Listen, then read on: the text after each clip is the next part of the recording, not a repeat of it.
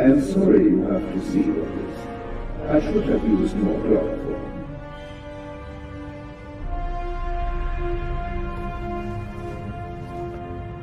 Keep talking.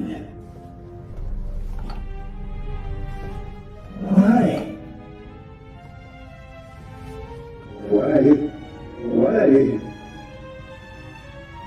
Why did the Baroness have to snoop around?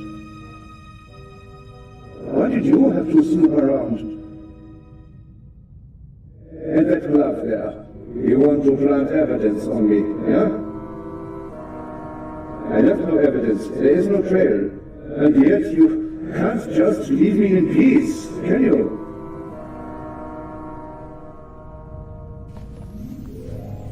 On and on. And what next? Heart failure happens a lot at your age, especially given your background. I am still considering whether I should throw you overboard. Don't leave evidence. No evidence. But what if I'm seen? My plan was perfect. And then you ruined everything!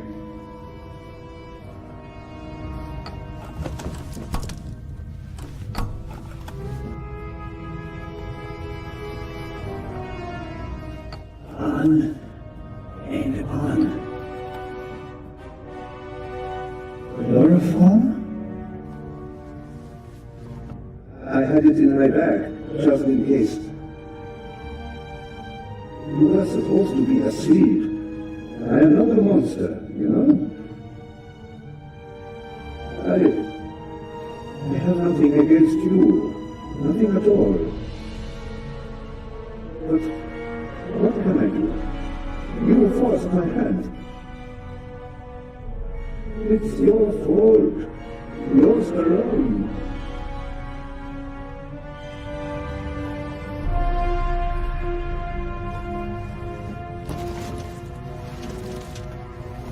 A pair of scissors.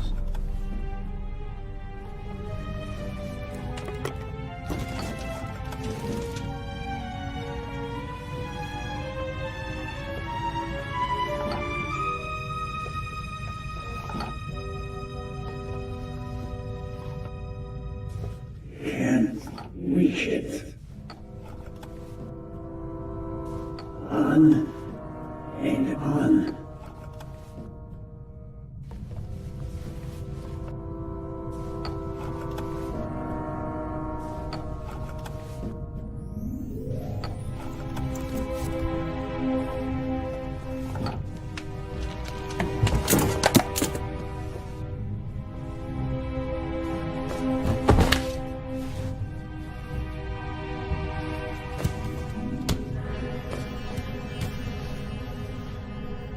Take it easy, Mr. Zellner. You will only hurt yourself. Shall we begin?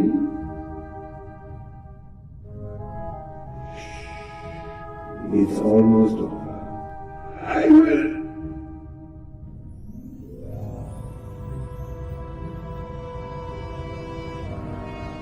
Are you okay?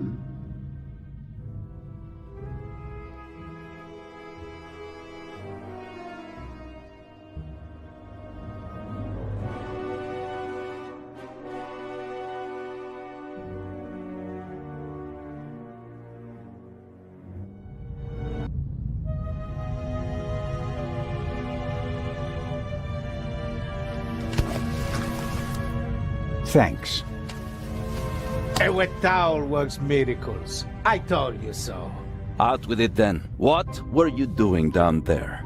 Inspector, at least let the constable recover his breath. He almost killed himself. Me? No.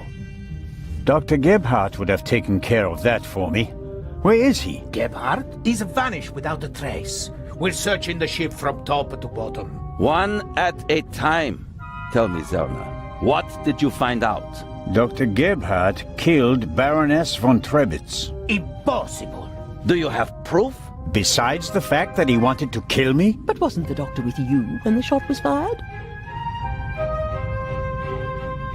The shot that we heard was a recording. The Baroness had a tape recorder and good speakers in her cabin. Good enough to make the noise audible on the upper deck. Is that just your suspicion, or do you have proof? There's an audio tape in the medical center. The reel belongs to the tape player in the Baroness's cabin. And there's a sibling reel in her cabin that belongs to the recorder in the medical center. He recorded it in the cargo hold. His tape recorder has a microphone, and I removed a bullet from one of the boxes down there. And it came from the murder weapon? All right. Inspector Legrand! Let's pretend you're onto something. The shot we heard was just a recording. What happened next? We all ran to the Baroness's cabin. She lay comatose in a pool of blood. Dr. Gebhardt pushed past you so that you couldn't get too close to the Baroness. He examined her and pronounced her dead. There was no reason for us to doubt him.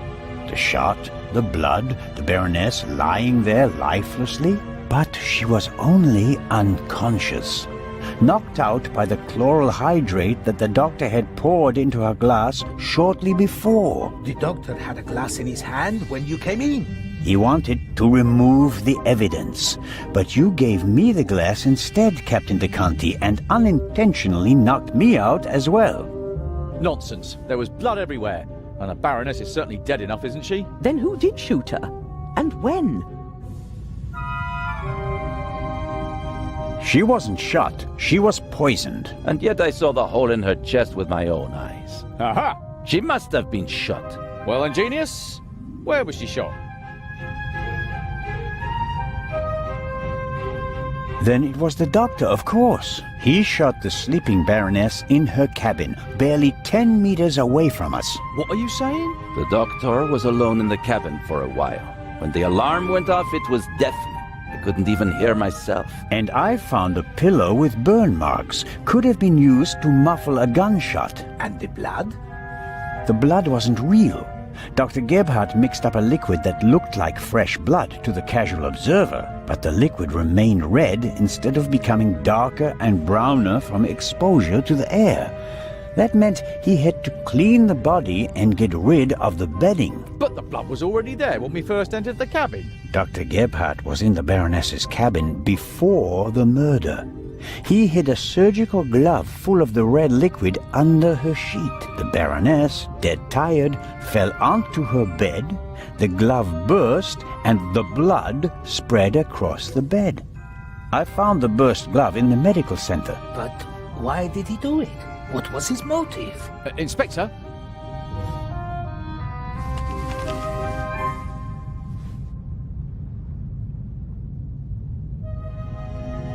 I can only speculate. The Baroness spent the day rummaging through her old family photos. No, no, no. Do you have anything to contribute, Constable? Confession, sir. Dr. Gebhardt was the Raven. It's all here. He admits to everything. What does it say? It says, "Do you still remember, my dear Nico? The streets were wet with rain and the scent of roasted barley and fermenting yeast wafted over to us from the brewery. A dog barked until your shot struck down the innocent one. After that silence, not a single sound except for my soft steps fading on the wet cobblestone street. They made a hero of you, and I, at last, found peace. At least until the urge returned. Some of us are not made for retirement, my friend.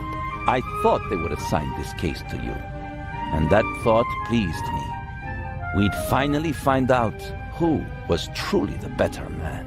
And it pains me now to have to admit that you and your little gumshoe got the better of me. You drove me into a corner, forced me to make mistakes. I congratulate you on your triumph, but no one will confine the Raven to a cage. There is but one way out, and that is by my own hand. Farewell, Raven Hunter. R.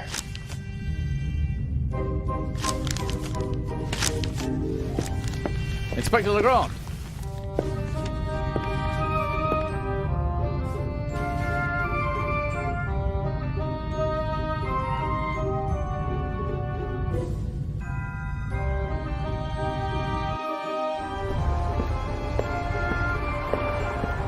Inspector? I was right. I told them all, over and over again. But no one would listen.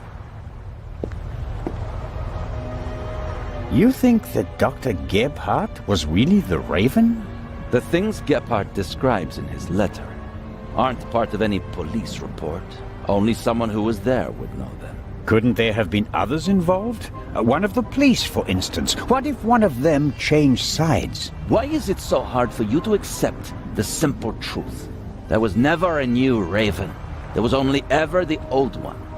And that was Dr. Gebhardt. The modus operandi doesn't match. The Raven was not a killer. Legends are rarely what they seem to be, Constable Zellner. What about the handwriting, the wording? Does the farewell letter match the Raven's other letters? Yes, it's his handwriting, his words. I've read all the Raven's letters, all of them, over and over again. I never thought it was possible. A resurrected Raven. The Raven was never dead. I shot the wrong man. But that man had the stolen goods, didn't he? So he must have been in league with the Raven. One could hardly call him innocent. Then who was the man who was killed back then? William Jackson, a petty thief, committed some burglaries together with his brother. Talented, but not world-class. And they thought he was the Raven. Some people thought it was part of his disguise. If you're a debonair master thief, what better disguise than pretending to be a common crook? From time to time you let them catch you pulling small jobs, and no one ever imagines you're capable of a major heist. But you didn't believe it. I had my doubts, but everyone congratulated me and those doubts were pushed aside. It was like being caught in a storm, but eventually the storm passed and my doubts were still there. But not this time? No doubts telling you that Gebhardt isn't our man? It must be him. Where do we go from here? We deliver the eye and then I'll contact Paris. A task force will compare all of Gebhardt's known residences with the Raven's activity. And if there are any inconsistencies? You're welcome to keep an eye on the safe if you can't let it go. The ship will remain in Cairo for 1 day. That's all the time you'll have to catch your own Raven. I already have mine.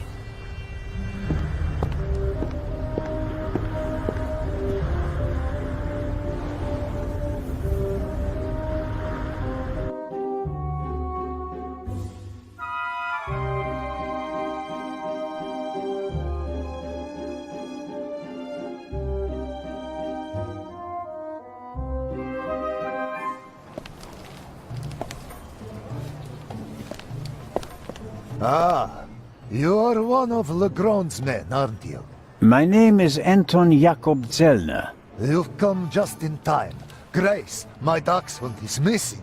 There may be more important matters for me to attend to, Mr. Director Abbas Mokhtar. And Grace isn't just a common dog. She's a purebred German dachshund, a champion.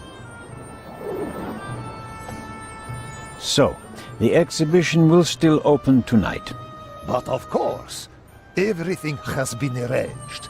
The final preparations are almost complete. But one of the two exhibits won't be there. A terrible loss, a tragedy. That irreplaceable Egyptian cultural treasure has been stolen for the second time. The second time? What? Did you really believe that the Eye of the Sphinx was found lying on the banks of the Thames? Inspector Legrand, Professor Lucien, and Constable Oliver are overseeing the transportation of the safe. They should be here at any moment. I'll have a look around in the meantime. Do you think that's necessary?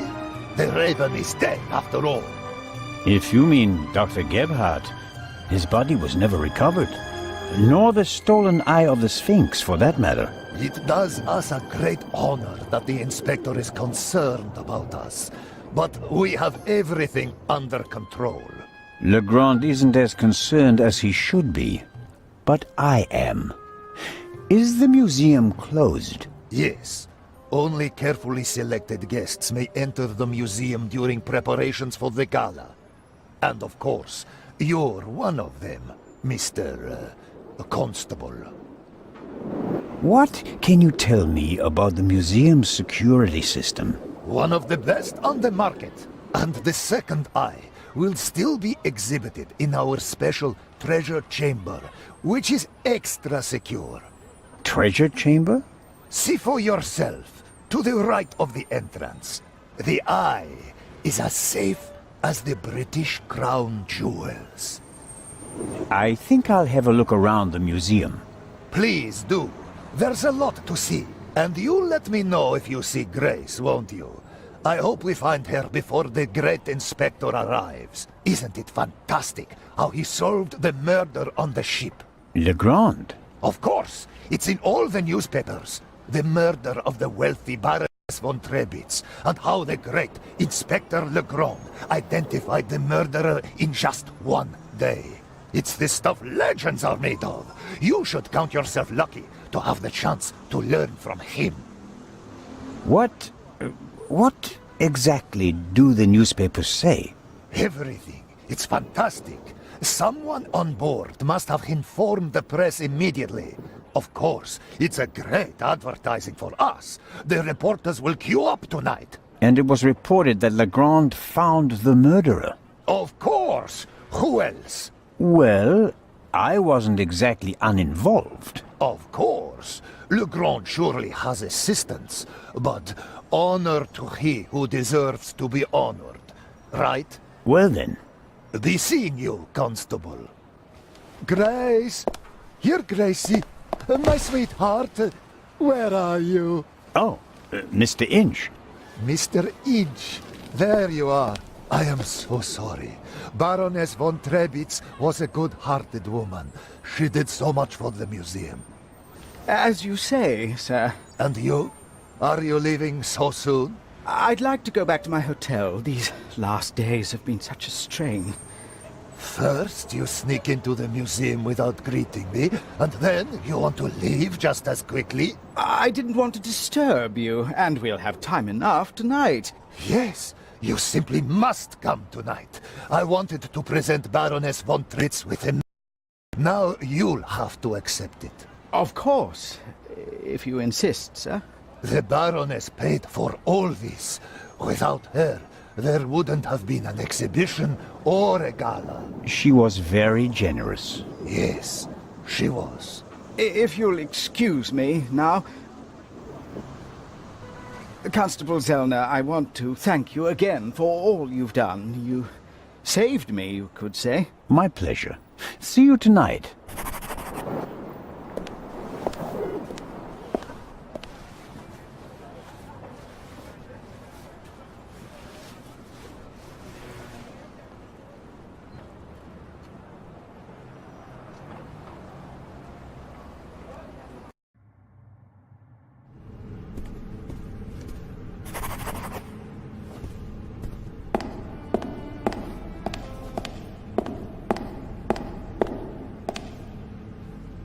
Locked.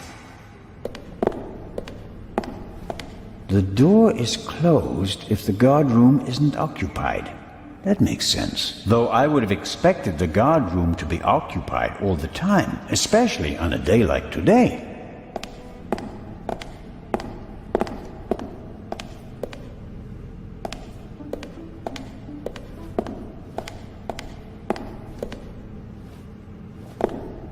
Miss Miller, I'm glad to see you here. Oh, Constable Zellner. I heard what happened to you on board. Awful. Truly awful. All's well that ends well. You are waiting for Professor Lucien? Mm-hmm.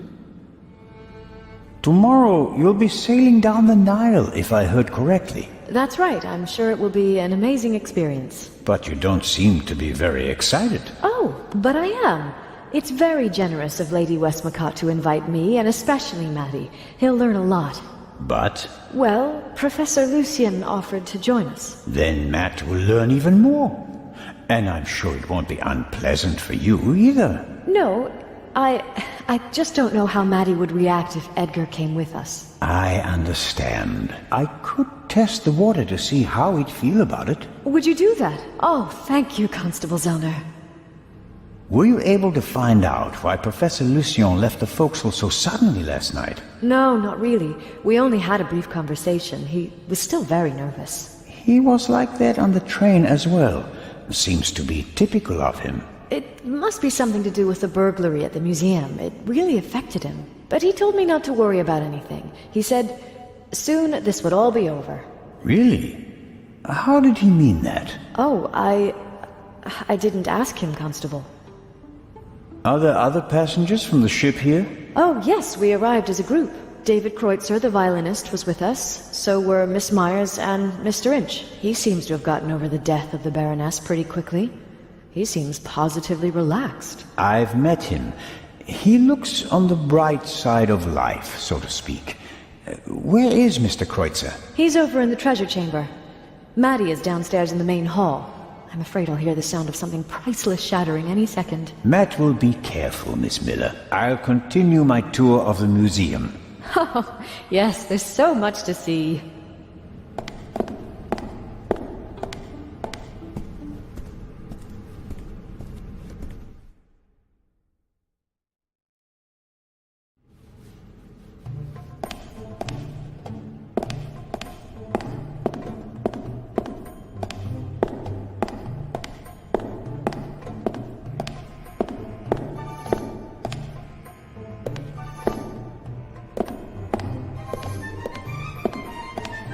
Several daggers in a row. Their shapes and patterns look timeless, elegant. What does it say here? The dagger on the left is a replica of the dagger from the tomb of Tutankhamun.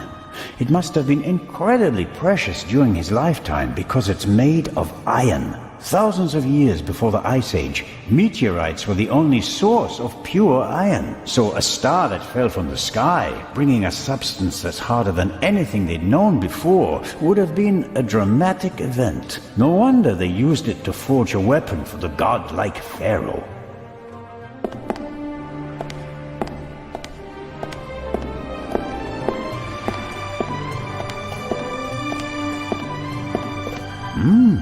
Aha! This shows how the ancient Egyptians were able to move the heavy blocks of stone to build their pyramids and temples. They used ropes, wooden sleds, and poles as levers. These exhibits aren't originals, of course. They're reconstructed, based on old pictures. Nonetheless, it's impressive how they managed to build monuments like the pyramids with such simple tools.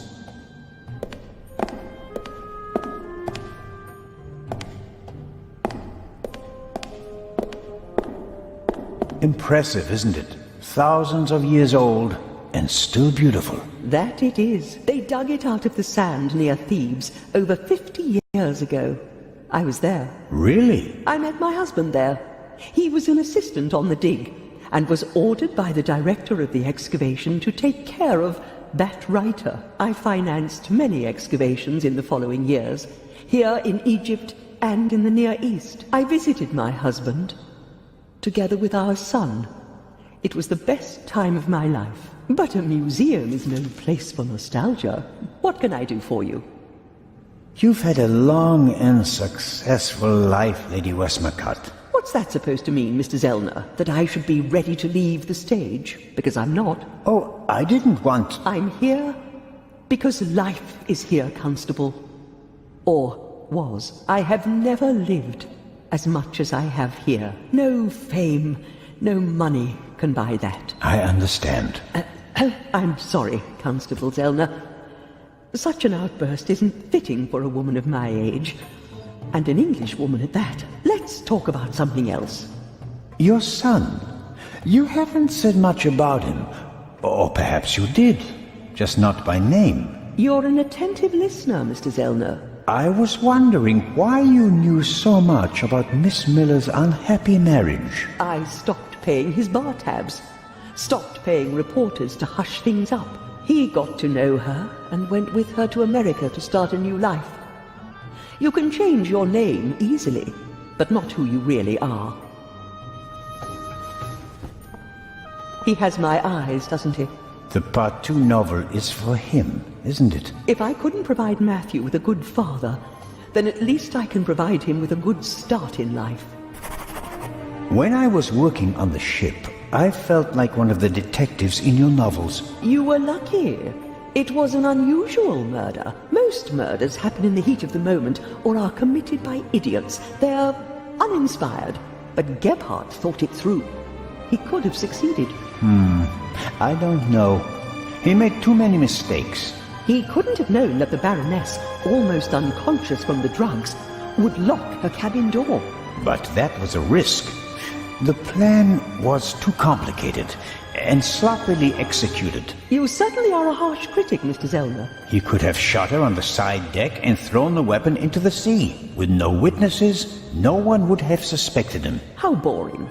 Or if it had to be a complicated plan, then he should have worked more carefully. Should have thought of everything, had a plan B in place. Maybe he didn't have enough time. He had only a few hours to plan and commit the murder. Still, he should have covered his tracks more carefully. The audio tape, the bloody glove, none of that should have stayed in the medical center. Do you think that Dr. Gebhardt was the Raven? Was? Do you think he's dead? The letter sounded like he committed suicide. There's your answer. Does that sound like the Raven? Being unmasked? Taking the easy way out? My sentiments exactly. The Raven wouldn't commit murder, get caught, and then jump into the sea. You don't want everything to be over, do you? It's my chance to do something great. It can't be over yet. At least you solved the murder of the Baroness. You're a hero. That's not how the newspapers see it. Nor I. Something's missing. I can achieve more. Careful, Constable. He who flies too close to the sun... Is that the myth of Icarus? To be honest, no. The story is Greek, and was only written down 1,000 years later. I was counting on the dramatic effect. Oh, worked well enough. Let's assume that the thief is still out there. Who is he? If all this were a novel, then it would be the one you least expect. Is that intended to be a confession, Lady Westmacott? What do we know about the new Raven? He's a man who would stop at nothing. Must it be a man? And how do we know that it's just one person? There could be several people collectively pretending to be the Raven. So, we don't know anything. That's not completely true. We know that he or she wants the Eye of the Sphinx, and will probably strike here, assuming he or she hasn't already gone. It may be the end of the story for me, Lady Westmacott.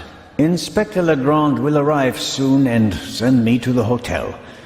I'll return tonight for the gala, hoping all the while that the Raven does dare to attempt a burglary. Tomorrow morning, I'll have to return to Switzerland.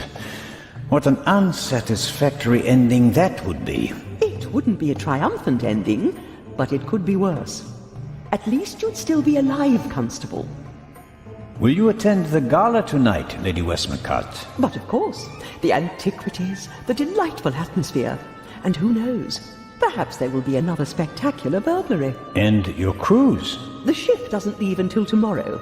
And believe me, I'd cancel the cruise for this. As always, it was an entertaining and enlightening chat, Lady Westmacott. I'm going to miss our little chats, Constable Zellner. Goodbye.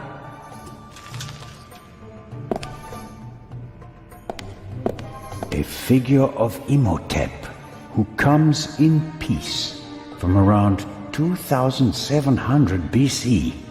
The first polymath known by name, godfather of medicine, architect of the first pyramids, and according to legend, the inventor of Egyptian writing. He certainly achieved more than me in his life. He was a legend. The Greeks called him a god. The Romans still honored him 3,000 years after his death. Even today, scholars offer a drop of ink to Imhotep when they begin a new project. Really impressive. This is Akhenaten, the only pharaoh whose portrait I always recognize. He has a very unusual head. Akhenaten was the husband of Nefertiti and the father of Tutankhamen. A famous family, but he went down in history as the pharaoh who wanted to eliminate the old gods and replace them with a single god. The priests took offense, and he died of unknown causes. Ahoy, Matt! The statue was talking. The statue was talking? Yes. And what did it say? It said it was... That's a very bad word. I know. And an English one. Don't you think it's odd that an old Egyptian statue speaks English? Don't you think it's odd that a statue speaks at all? That would have been my next question. And, is the statue talking to you right now? Do you think I'm nuts? No, of course not. I just thought you might have much better ears than me. Ears that can hear statues. Some cop you are, Mr. Zellner. This is a mystery, and you're just making jokes. You're right. It's just... Don't you believe me? We both agree that a stone statue without a mouth or vocal cords cannot speak, right? Yeah, I'd agree with that. Okay. That means you heard something else. And we have to find out what or who it was. Roger. I'm almost a bit envious of you. Going up the Nile on a ship. It must be great. Yeah, I guess. You don't sound so keen. I think my mom wants the professor to come too. And you don't? You can't tell me. What if Mom marries the professor and doesn't work with the lady anymore? We'd have to move to London, and I'd have to go to a new school.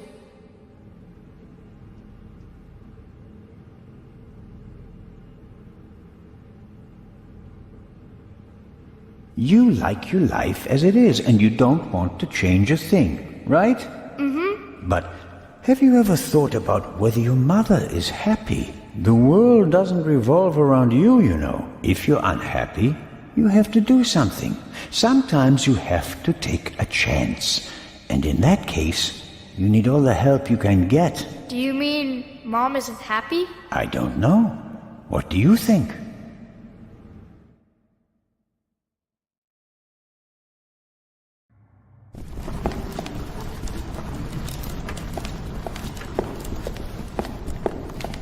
This will all be over soon. Then I'll finally have time for you. We wanted to head back to the hotel. Certainly. And tonight at the gala, I'll show you around the museum, okay? And have you made up your mind about the cruise? Well, I don't really know.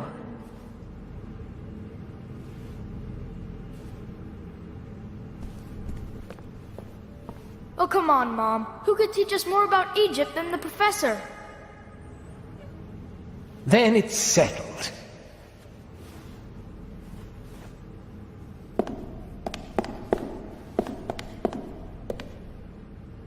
I didn't expect you to say that. Well, Mom, sometimes you have to take a chance.